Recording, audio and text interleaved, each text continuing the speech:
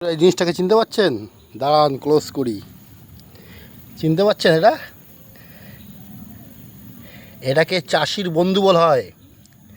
এর নাম হচ্ছে কেঁচো। কেঁচো আপনারা কী নামে চেনেন বলবেন। চাষির বন্ধু এই কারণেই, মাটি অনেক সময় কী হয়, চেপে যায়।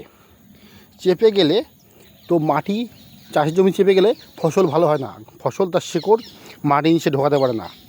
তখন এই কেঁচো যদি জমিতে থাকে তো দেখতে পাবেন এরা মাটি উপরে নিচে, উপরে মাটি নিচে, নিচে মাটি উপরে, এইভাবে অ্যাকচুয়ালি মাটি তো খায়, এরা খেয়ে পিছন সাইড দিয়ে ছাড়ে পায়খানা করার মতো। এইভাবে মাটি ওপর নিচে করতে থাকে, তার ফলে মাটি নিচেটা ফাঁপা হয়ে যায়, গাছের শেকড় বাঁধাতে পারে এবং খাবার বা অক্সিজেন মাটির নিচে পর্যন্ত পৌঁছে যায়, যার ফলে গাছ বা বৃক্ষ জাতীয় যে সমস্ত চাষ আমরা করে থাকি তাদের পক্ষে খুব উপকারী হয়। আর এটা আমি পেলাম কোথায়? এই দেখুন, ড্রেন কেটেছি, জলের তোড় দেখেছেন? সকালের হু হু করে বৃষ্টি হলো, অঝরে বৃষ্টি, আমার খেতে জল বেঁধে গেছে। তাই এই মুখটা বাঁধা ছিল, আমি এক্ষুনি ছাড়ালাম।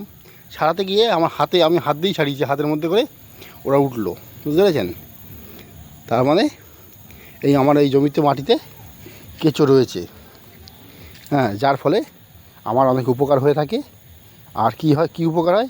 মাটিগুলো আগলা করতে সাহায্য করে, ফসল আমার ভালো হচ্ছে। এটা আমার চারা ক্ষেত। দেখুন, সকালবেলা এসেছি, বৃষ্টি হয়েছে বলে জল বেঁধে গেছে, কিনা দেখে আসি, মুখটা বাঁধা আছে, তাদের হ্যাঁ জল বাঁধা রয়েছে, ছাড়িয়ে দিলাম। জলের তোড় দেখুন, সেই তোড়ে বেরোচ্ছে। 10-20 মিনিটের মধ্যে জল বেরিয়ে যাবে জমি থেকে। কারণ জল যেমন উপকারী, জল তেমন অপকারীও। ওই আগেই বলেছি আমি, যে কোনো জিনিসের দুটো দিক হয়, ভালো মন্দ, একটা খারাপ দিক, একটা ভালো দিক। তো বন্ধুরা, কেমন লাগলো আমার ছোট্ট ভিডিও বলবেন, পাশে থাকবেন চাষি মহলের সাথে সর্বদা সর্বক্ষণ। আর আমি আপনার সাথে সবসময় আছি, ছিলাম, থাকবো, পাবেন নিরন্তর। তো ভালোবাসা দেওয়া না করলেই ফেসবুকের প্ল্যাটফর্মে আপনি জিয়ে থাকতে পারবেন, টিকে থাকতে পারবেন। কেমন লাগছে দেখুন আমার চারা বাগানটা।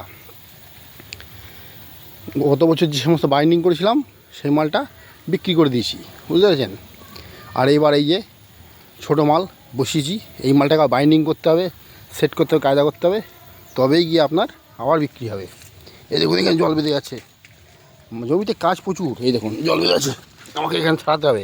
কোদাল তো আনিনি, সবসময় তো কোদাল আনা যায় না। একদম মাটির কাজ, মাটির সাথে আমরা জিয়ে আছি, মাটিকে ভালোবাসি বলেই মাটি আমাদেরকে ভালোবাসে। আর আমাদের শরীর, যে শরীর এত পছন্দ করেন আপনারা, যে শরীর এত যত্ন করেন, যত্ন তো অবশ্যই করতে হবে, সেটা হয় মাটি থেকে।